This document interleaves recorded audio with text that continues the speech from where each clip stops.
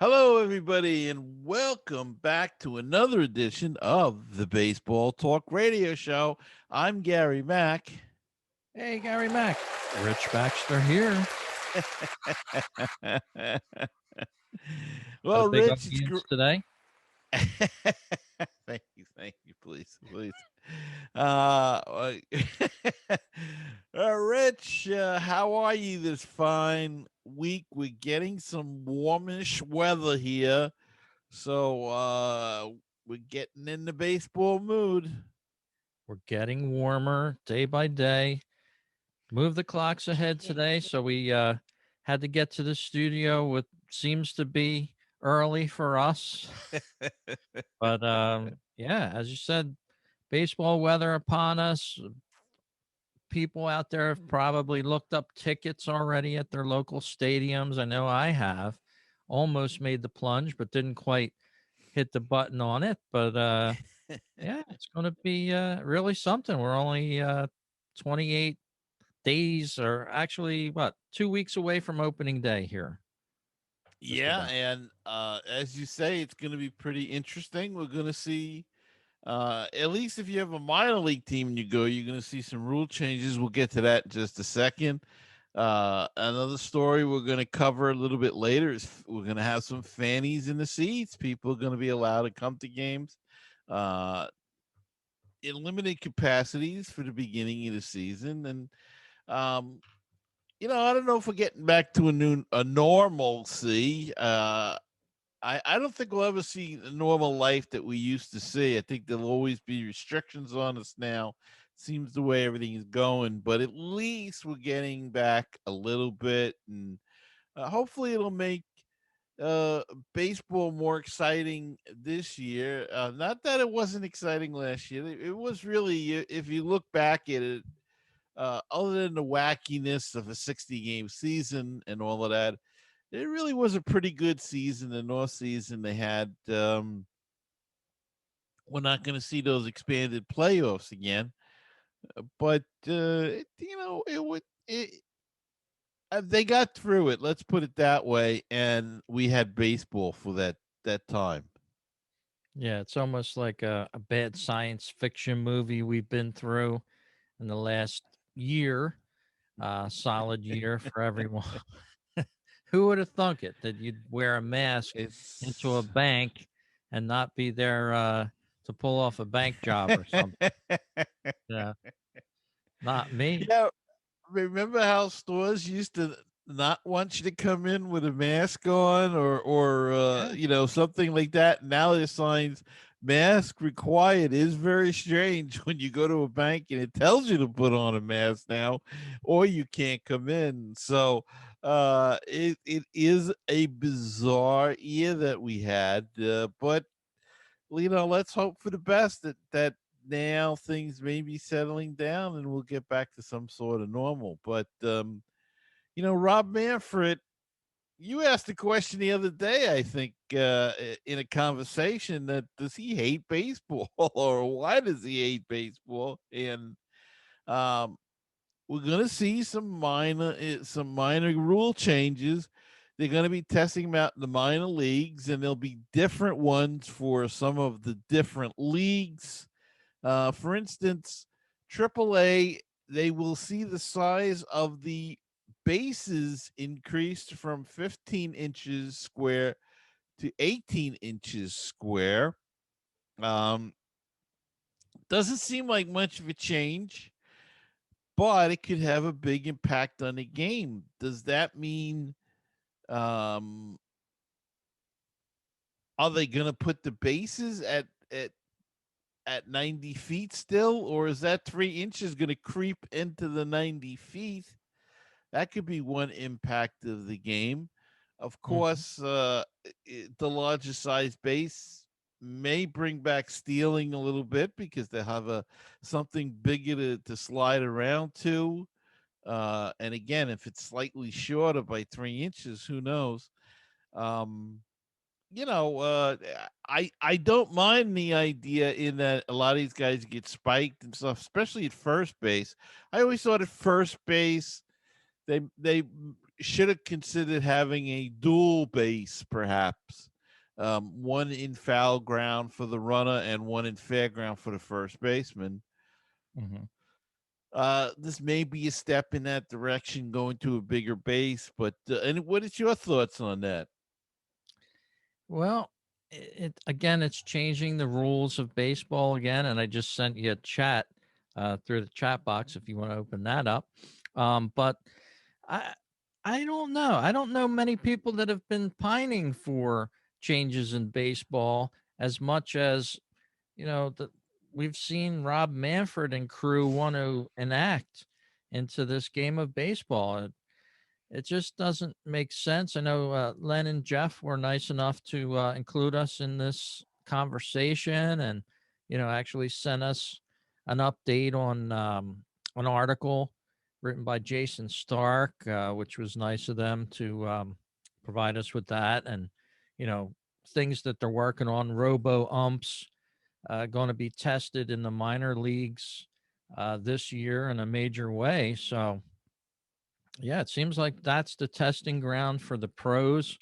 And yeah, for some reason or another, they just want to keep tweaking this game. I'm not sure that football changes that much, and hockey, and the other major sports, but all of a sudden, it just seems like a move is underneath us to completely change this game around.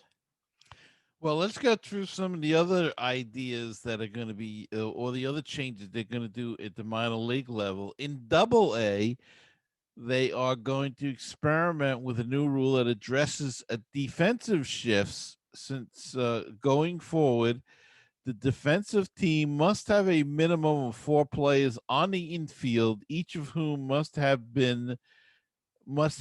both feet completely in front of the outer boundary of the indoor dirt or the infield dirt. I guess that means that there will be no more second baseman playing back in the grass, which you never really saw that much until the last few years. So uh, they'll keep them on the dirt, and in the single A, high A, the pitchers are required to disengage the rubber prior to throwing to any base with the penalty of a balk in the event the pitcher fails to comply. That is the rule in the high A ball, and the low A West League will adopt on field timers to enforce time limits between delivery and pitchers. And in the low A Southeast League is the automatic ball strike system, which you were talking about, the Robo Umps, will be used to assist home plate umpires with calling balls and strikes and to ensure a consistent strike zone. Um, I don't know. I agree with you. Why keep messing with the game? The shifts I'm not totally against. It almost seems though they want to bring speed back into the game as well, because some of these things it would seem um, would open it up. The stepping off the rubber, that's going to open it up for stealers, base stealers, Mhm. because now the pitcher's got to come off the rubber and then make his pickoff throw. Before it was you could make it, you're supposed to do it, but they all spun and did it. It was like a continuous motion. Now it's almost like they have to step off and then do it. That should be interesting to see. The shift thing I think is interesting because they must have had a report the offense was down. It didn't seem to be, but I guess they feel that'll increase offensive again. And look, it'll mean that your second baseman has to have range. He can't be out in center field, partial right center field on the grass and have that extra opportunity to get to the ball. So that should be interesting. And that's the way the game was really played for years. You would see an occasional shift, but it would be one guy coming over, not two guys, and not so radical as what they have done now. Yeah. Um, maybe a third baseman, a shortstop would move behind second, perhaps, and the third baseman would move to where the shortstop, roughly that area, not where your third baseman's over on the second baseman side. So I guess we'll have to see how all of this works out. Luckily, they have the bias to test it at. Yeah, and I kind of like that rule.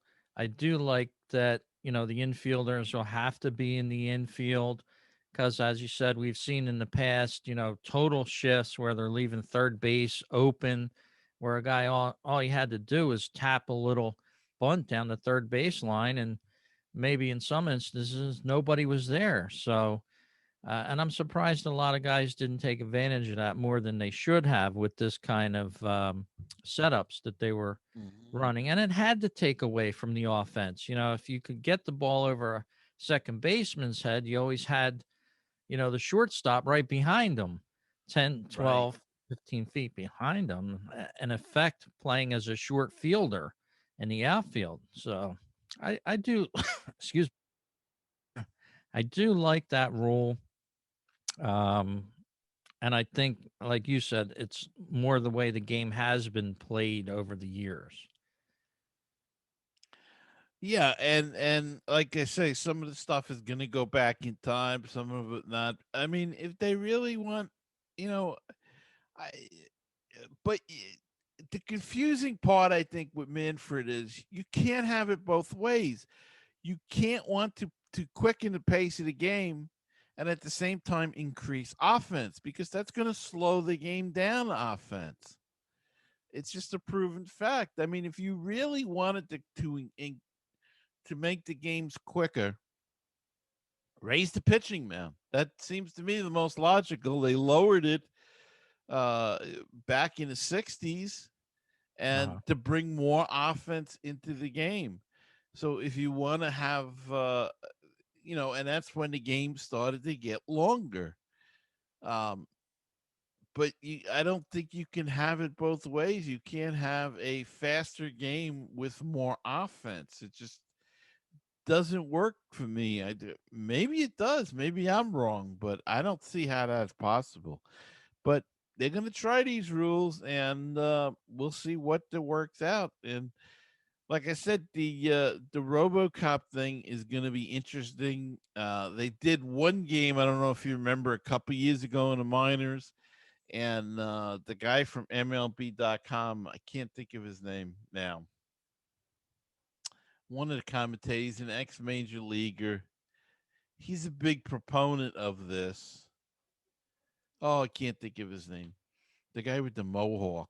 I can't. What's his Oh, name?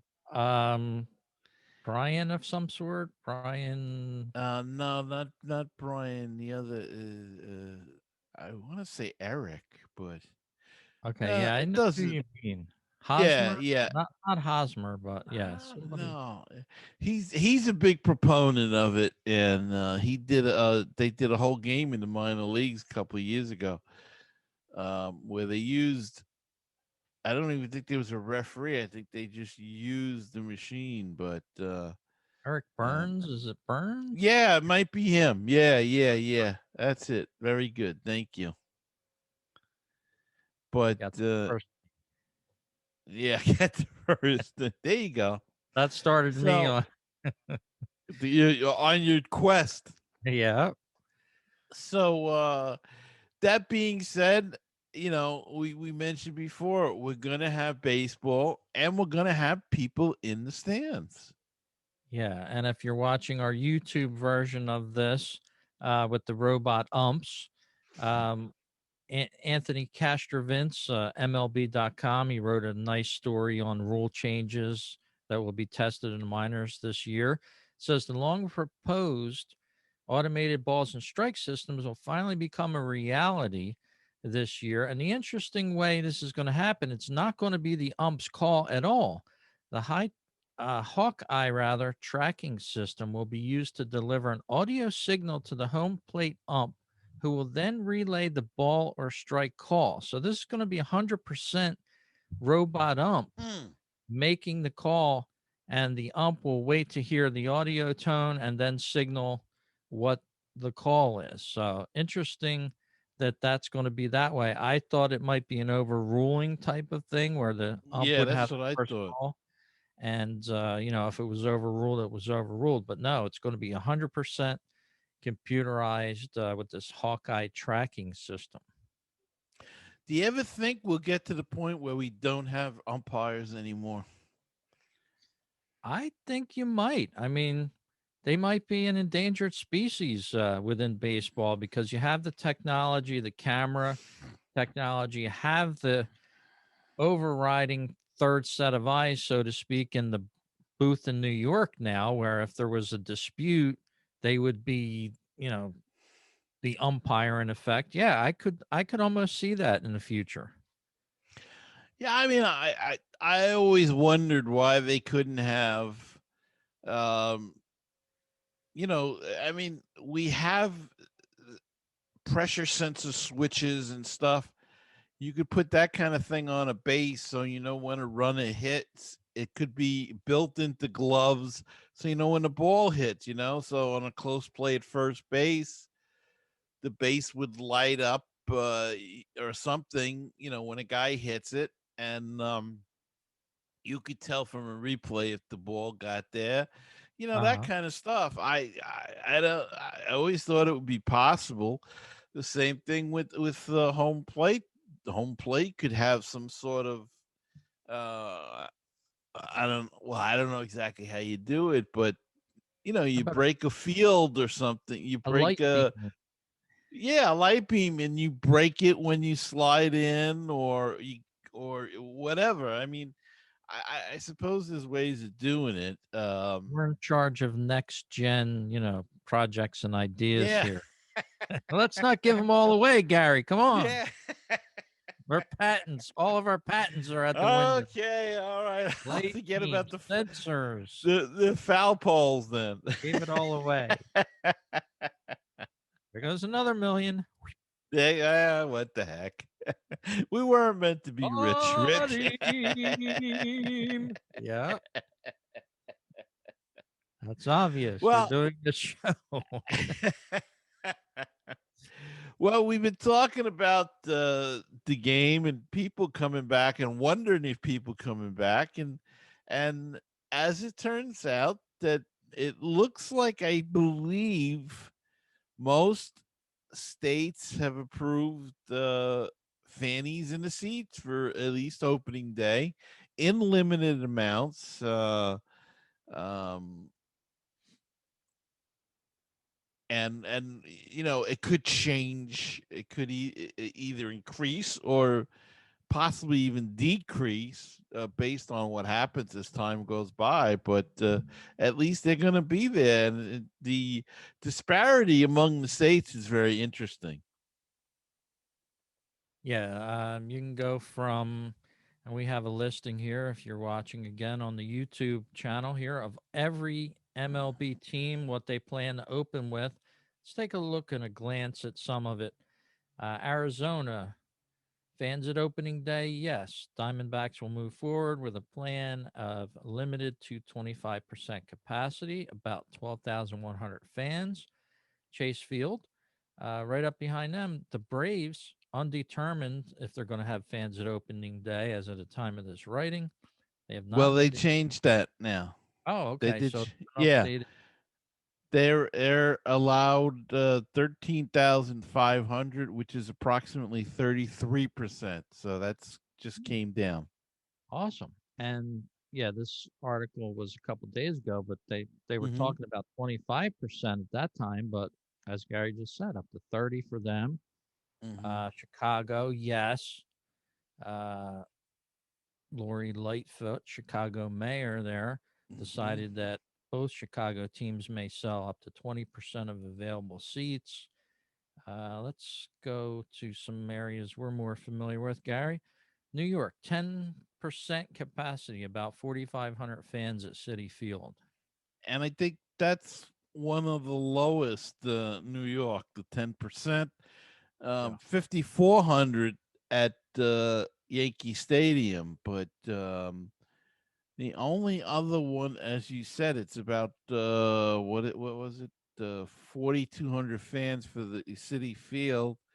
The Red Sox are going to have 12%, so they're going to have a higher percentage, but actually less fans, 4,000 fans. So it's all over the place. It seems the major seems to be between 20 and 30%.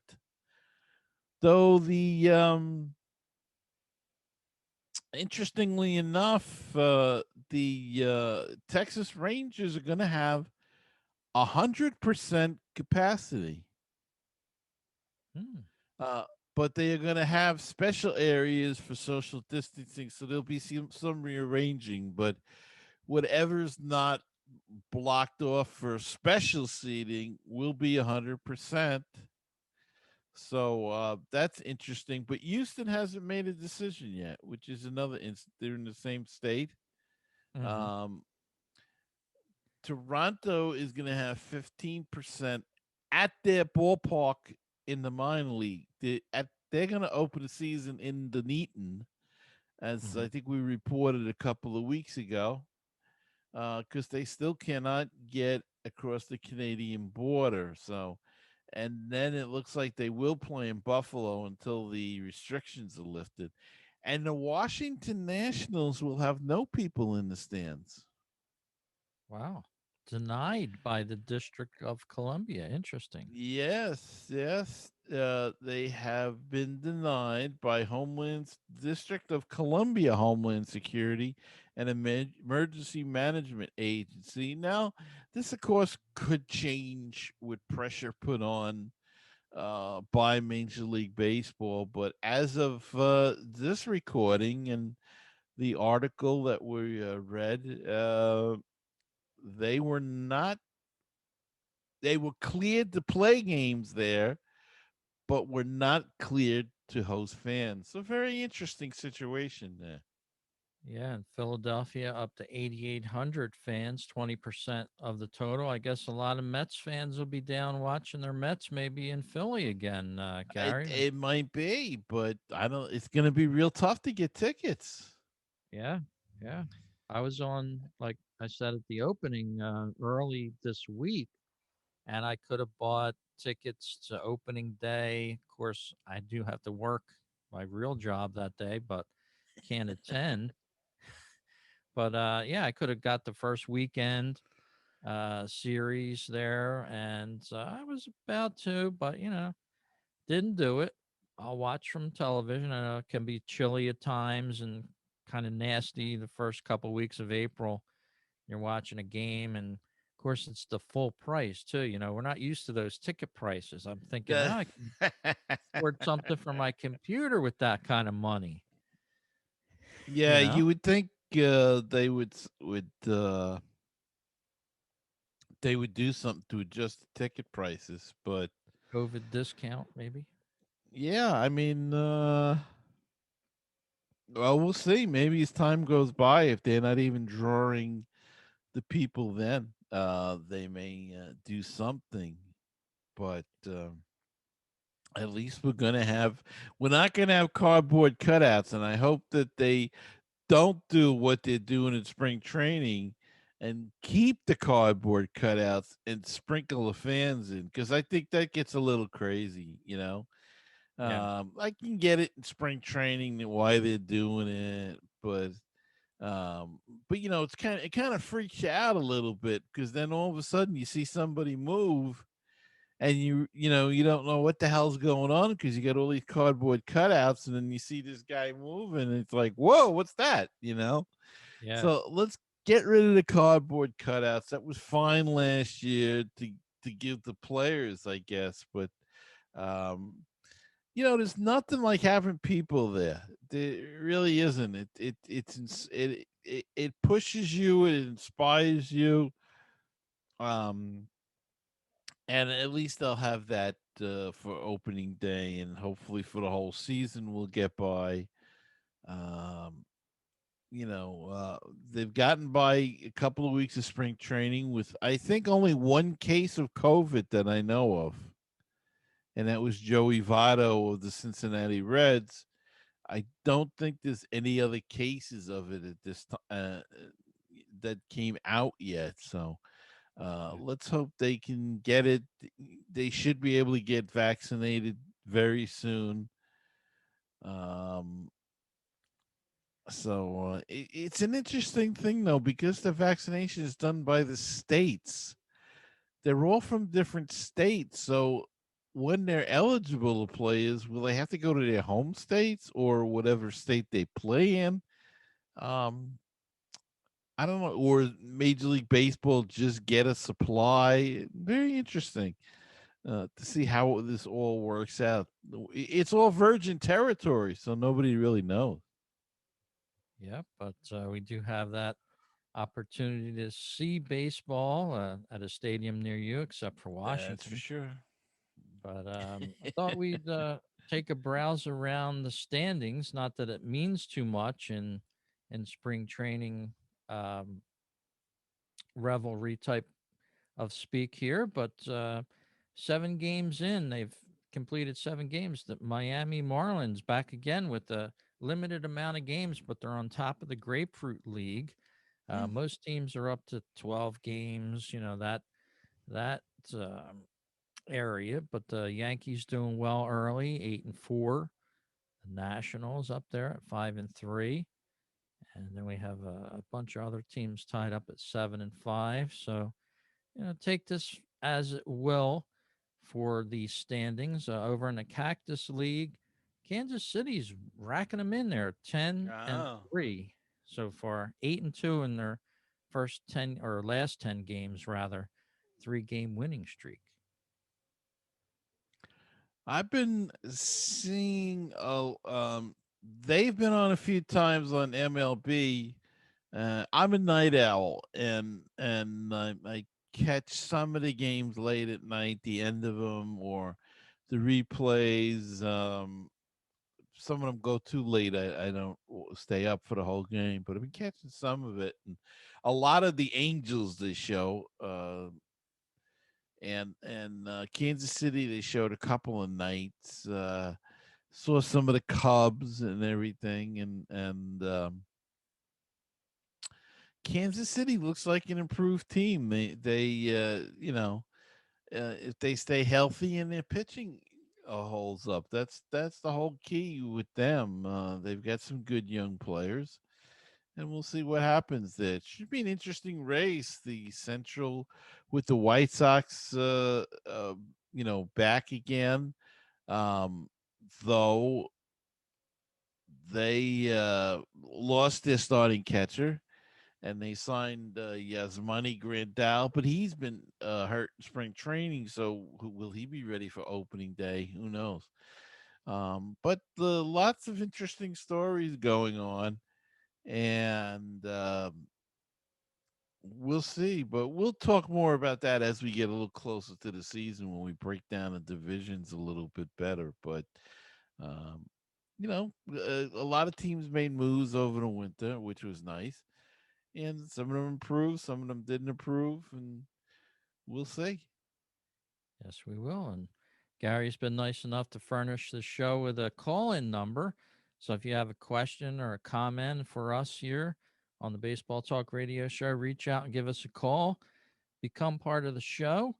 516-619-6341. Leave a comment or question. We'll try to get it on the air and address it for you.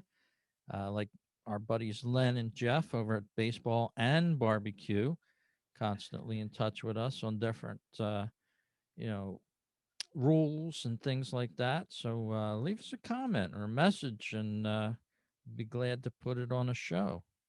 Yeah, and if you'd like to help out the show, don't forget that you can leave a small donation. Go to anchor.fm/baseball talk radio show or our Patreon page, patreon.com/baseball talk, and leave whatever you can, $1, $2, $5, $1,000 a month, whatever you want to give.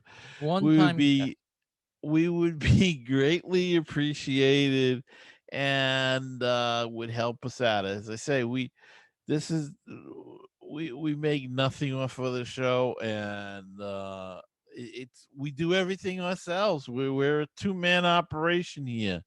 We have no producers, no directors. We do our research, we do our own videos, we do our own producing, we do our own editing. I'm in Everything is the vast baseballtalkradio.com studios here, as you can yeah.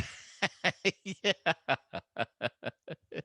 So it takes a lot of upkeep to maintain That's right. these spots. So The cleaning anything you can do, staff and right? the control room. Yeah, well, no, we're everything. We're the control room. We're the cleaning staff. Uh, we wash the dishes, everything. So, Leave if some you for the could, sweeper. if you could contribute, it's anchor.fm/ baseball talk radio show or patreon.com/ baseball talk. So, and while you're at it, visit our Facebook page as well Mm. at facebook.com/ baseball talk radio show, and like the page and see what we have to offer. Very cool. And our YouTube feed, of course, just go to YouTube and search Baseball Talk Radio Show. I told a good Hmm. friend of mine today to do that. So I'll shout out to Joe if you're watching the show. Thanks for tuning in. He's a big Mets fan, so I'm sure he's going to be tuning into your shows as well, Gary, as you do the Mets Musings podcast. And Wow. for people out there may not know, I do a Phillies podcast called Fighting Phillies Right. .com, Phillies Talk podcast. So this isn't our only show, so you can tune into our other ones. Stop by baseballtalkradio.com. Scheduled to be updated soon. Start for the baseball season, new pages, some fun things there. And if you're looking on our YouTube feed at the moment, I got our listeners up here. It breaks it down by area. 86% listeners from the United States.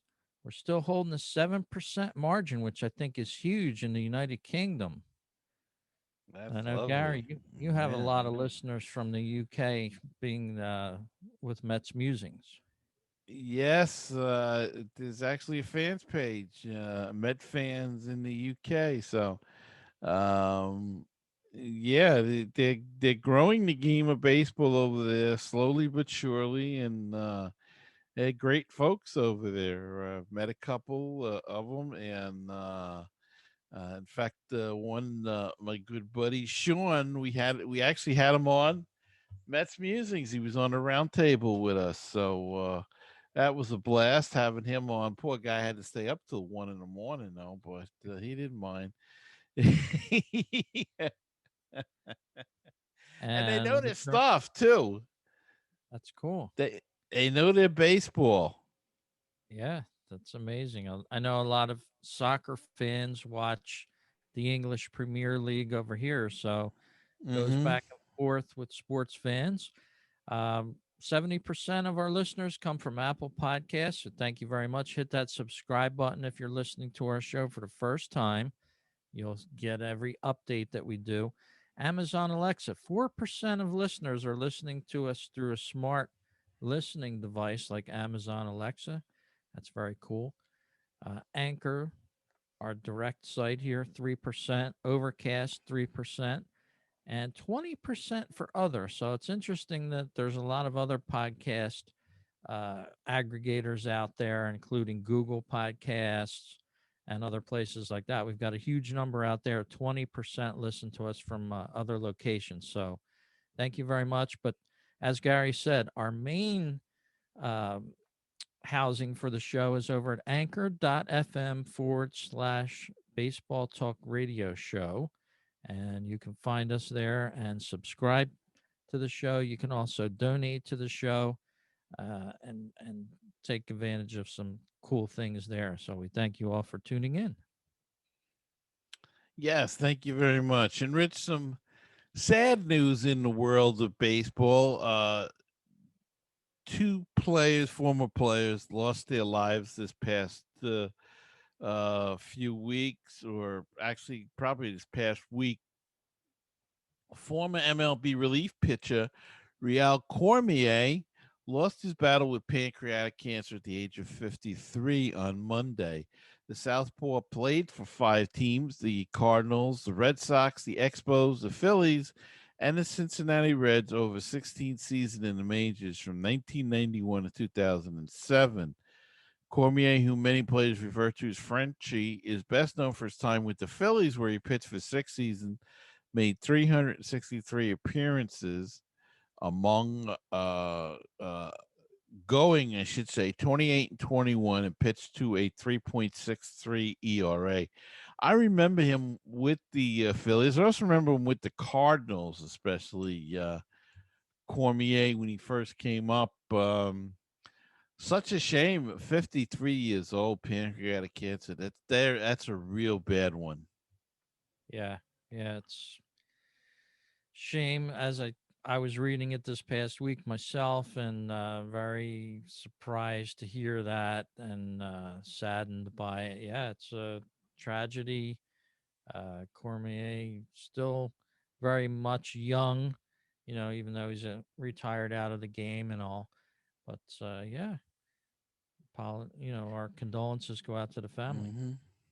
And one more, Rich. Norm Sherry, the former Angels manager and longtime Major League coach who spent 5 seasons as a big league catcher and famously helped mold a young Sandy Koufax, died Monday, his family said. He was 89 years old. He spent 4 seasons with the Dodgers from 59 to 62, one with the Mets in 63, and he managed the Angels from 1976 and 77 and served as a pitching coach on pennant winning teams in San Diego in 84 and in San Francisco in 89. His brother was a pitcher. They teamed up together on the Dodgers. Larry Sherry, who was the MVP of the 1959 World Series, I believe it was. Norm Sherry spent 4 decades in baseball.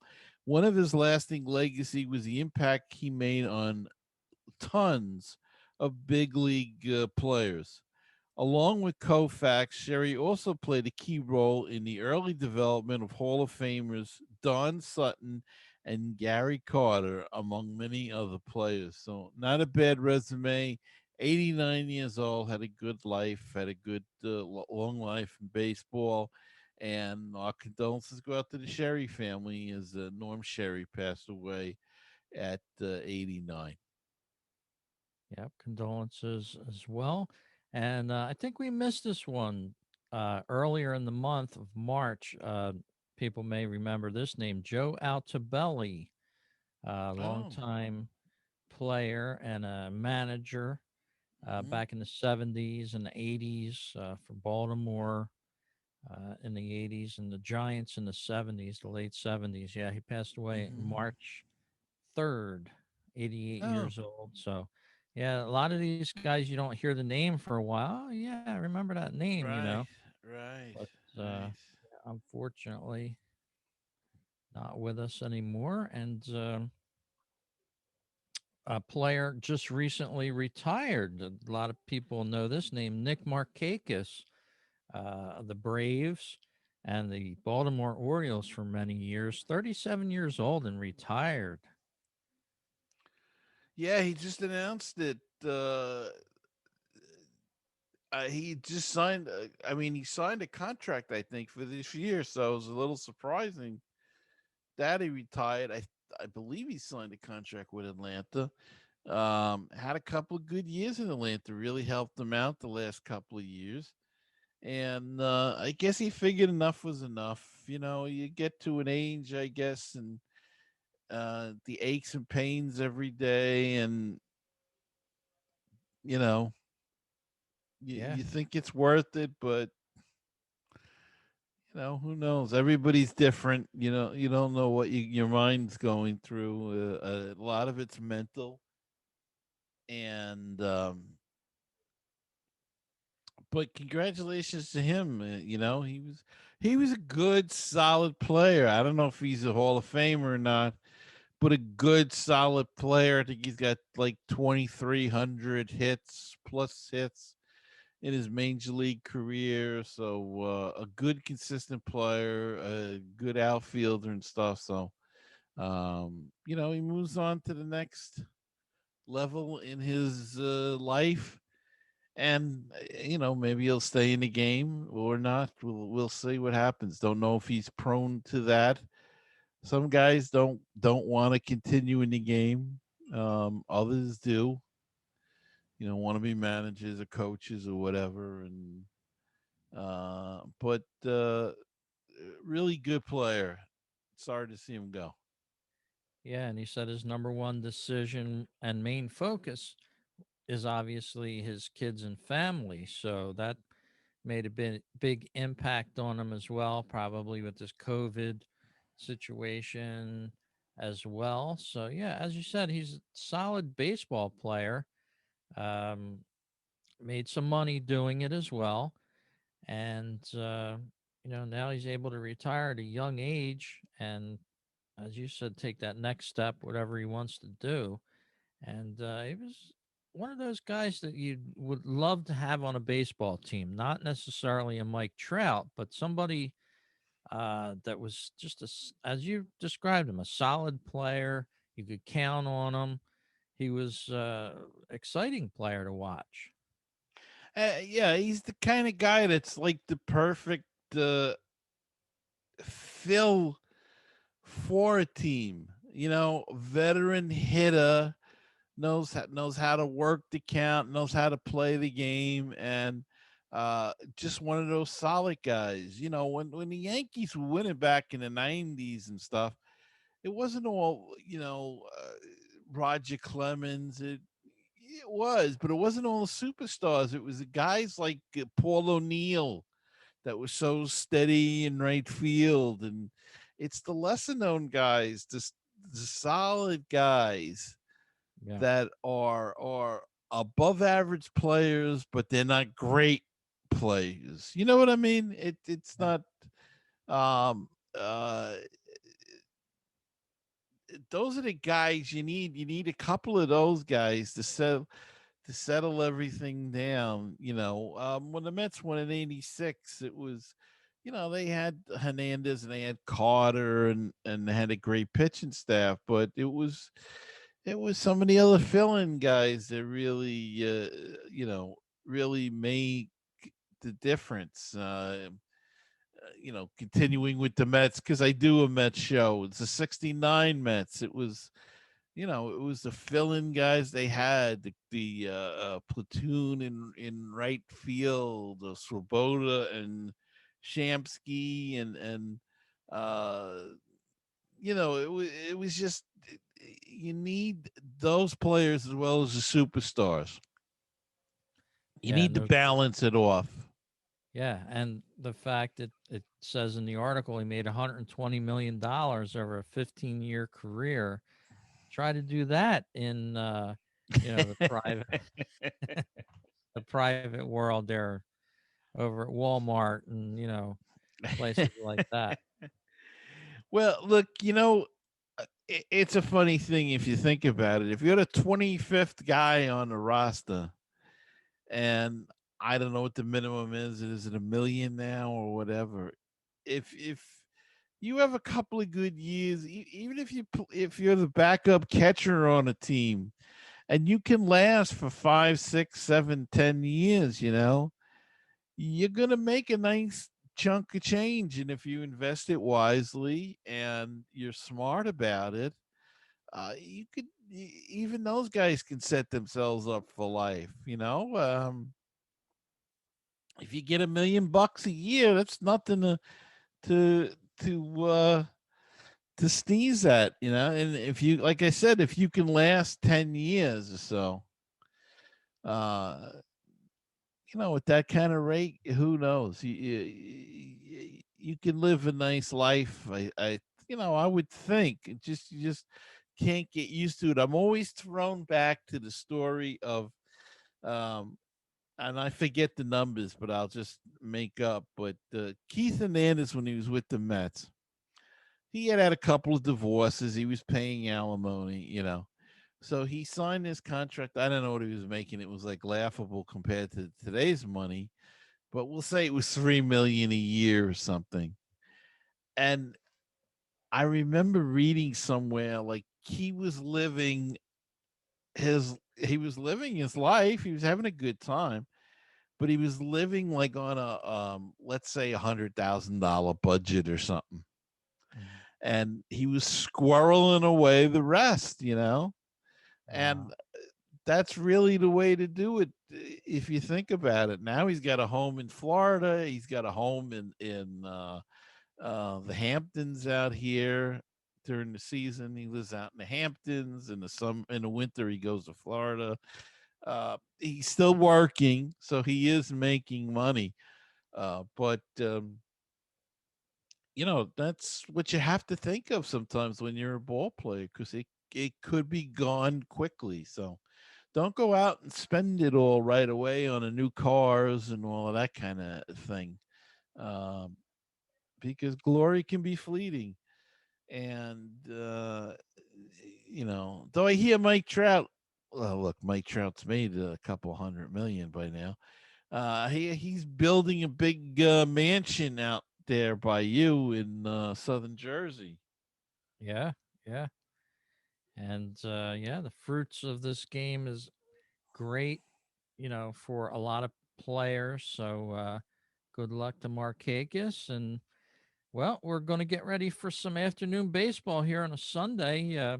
Some games being telecasted today. The Mets just tweeted out, "Let's go, let's play ball." The Tampa Bay Rays, same thing. So it's around baseball time. So we hope you're tuning in and give us an email. Send one to either Rich at baseballtalkradio.com or Gary at baseballtalkradio.com if you have a question or a comment about the show, something we should be talking about, let us know. Yeah, and as I said, if you'd like to help out the show again, go to anchor.fm/baseball talk radio show or patreon.com/baseball talk. And anything you can, and the Facebook page, I keep forgetting that, facebook.com/baseball talk radio show. Very cool. We'll talk to you all again on the next edition. Gary, you have a great week.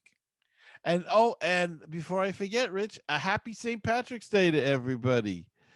We won't be. It'll be this Wednesday, I believe. So happy St. Ooh. Patrick's Day to everybody. We should have been wearing green today. I forgot all about it, but I was thinking I might, but yeah, mine's still packed away. I haven't really unpacked the spring stuff yet.